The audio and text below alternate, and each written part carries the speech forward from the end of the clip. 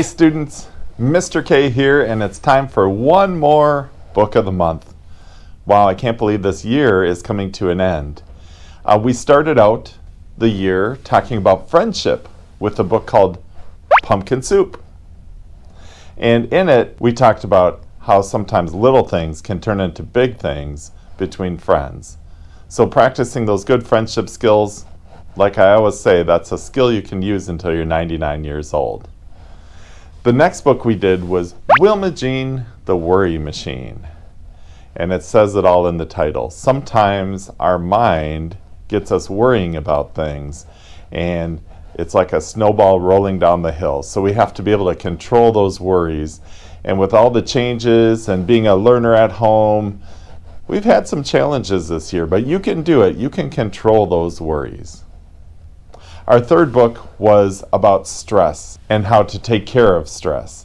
It was Don't Pop Your Cork on Mondays. And in it, it had a lot of ideas that we've been talking about for years, whether it's breathing or exercising or talking to somebody that you trust. There are always ways to handle our stress in a good way before our cork pops. After our stress book, we came back after our winter break, and there was a book about accepting others. Do you remember the Pinches? Do you remember the Arabullis of Liberty Street? In the Arabullis of Liberty Street, the Pinches prejudged or used prejudice against the Arabullis. They thought that they were not good people, even though they didn't even take the time to get to know them. Well, in the end, the children of Liberty Street took care of that problem. That was kind of a fun one, wasn't it? As the year moved on, after we had our book about acceptance, we talked about attitude. In fact, the book's name was Baditude. I wonder, how has your attitude been as the year's gone on? Sometimes we have some ups and downs with our attitude, but you know what?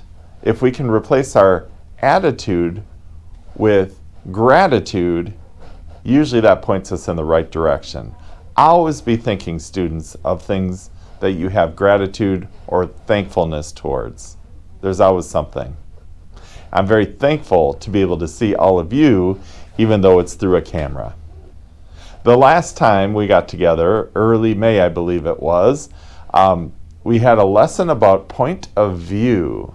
And we used a story that you already know. It's Jack and the Beanstalk. Once we finished Jack and the Beanstalk, which was a traditional story told by Jack, how he's the hero and he took care of these giants and found golden goose egg for his mom, then we heard the story from the perspective of Lucille, the goose who lives in the castle, the goose that lays the golden eggs. And Lucille had a little bit different point of view.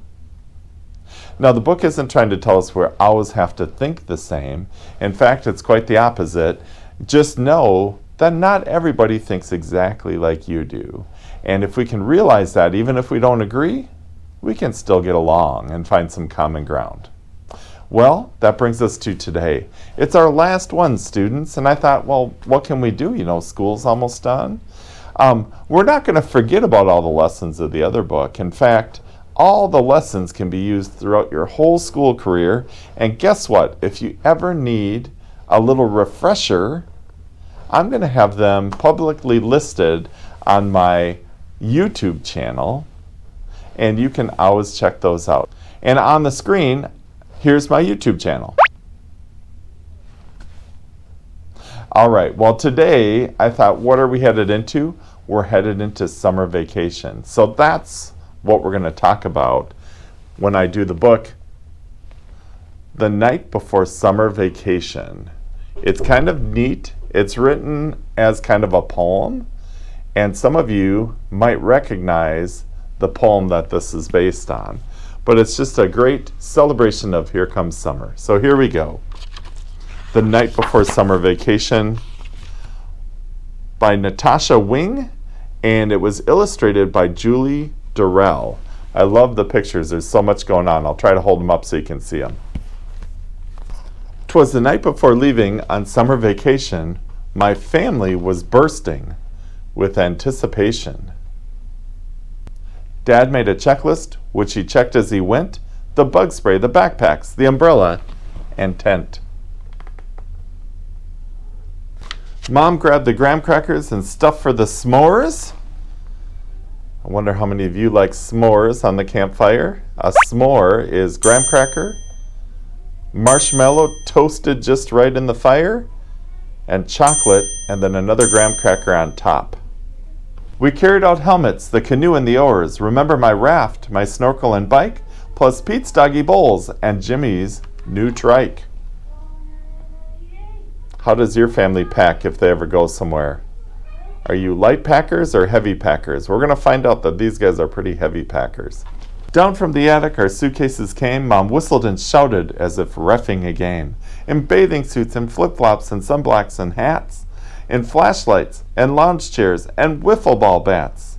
To the top of the pile, to the top of the heap. Now pack, pack away, 5 layers deep. Lots of stuff. We stuffed and we filled every inch of the shell like a water balloon.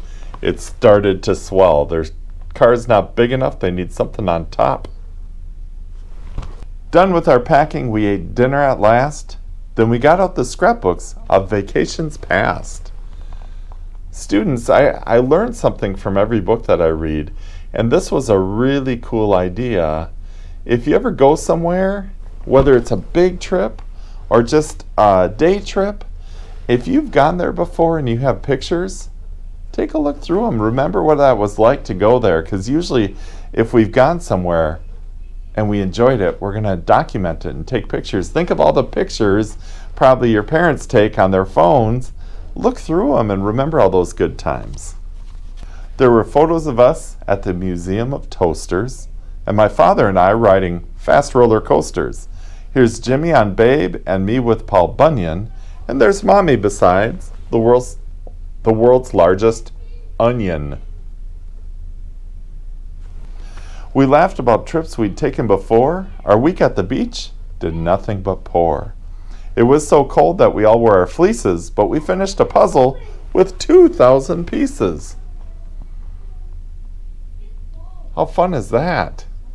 You know what? Sometimes when plan A doesn't work out, plan B ends up being just as fun. That's a good lesson for a trip or no matter what you're doing. At last it was time to climb into our beds where visions of marshmallows danced in our heads. Looks like they like to have a campfire and some marshmallows. In the morning, Dad shouted, "Get up, rise and shine. It's 3:45. Let's leave here on time." Whew. Seems a bit early, doesn't it? But you know what? Sometimes getting that early start gets you to that fun place a lot quicker. Then a few moments later, there aroused such a clatter, we ran to the window to see what was the matter. When what to our wondering eyes should appear but Dad, the camper, in a long trail of gear. He chuckled and said, "Let's hit the road before a camper decides to explode." I think they have enough stuff. We all squeezed in, then drove down our street. I suddenly cried out, "Yikes, we forgot Pete!" Don't worry, Pete's not a brother or a sister. Dad made a U-turn and Pete jumped inside. He's the dog. Now we were ready for our 10-hour ride. 4 in the morning and 10 hours. They must be going somewhere pretty fun. I heard Jimmy ask as we drove out of sight, "Mom, are we there yet?" She said, "With luck, by tonight." Are we there yet? It's kind of funny because school is kind of the same way. Are we there yet? Well, students, we're almost there. I'm not sure when you're going to get a chance to see this video, but definitely you 3rd graders, guess what? I'm going to be able to call you 4th graders pretty soon. And I hope all of you at-home learners had a wonderful year of learning, and I can't wait until we can all be together. So I hope to see you here at school. If you're a student that I've known, definitely make sure you say hi when you come back next year. If I don't know you, but you know me through these videos, remind me that. Say, hey, Mr. K, I saw your videos last year when I was an at-home learner, and I can't wait to see all of you. My wish for you is that you have a wonderful summer. A wonderful summer doesn't mean you have to go 10 hours away. You can do that just from your own home. I hope you're able to get outside and do some fun things around your neighborhood. I hope you're safe as you do it. When you're bike riding, make sure you're wearing that helmet. If you do go on a big trip, let us know how it was. Your teachers and your friends and myself, we all like to know how those go. If you're wondering what I'm going to do this summer, I think I'm going to do a lot of fishing. So guess what, students? Just a video this month. I appreciate all the times that you did the Google Forms that I sent, but this time, no Google Form. You only have one piece of homework, and your homework is to have a great summer. I hope you get that homework done. Thanks, students, and we'll be seeing you next year.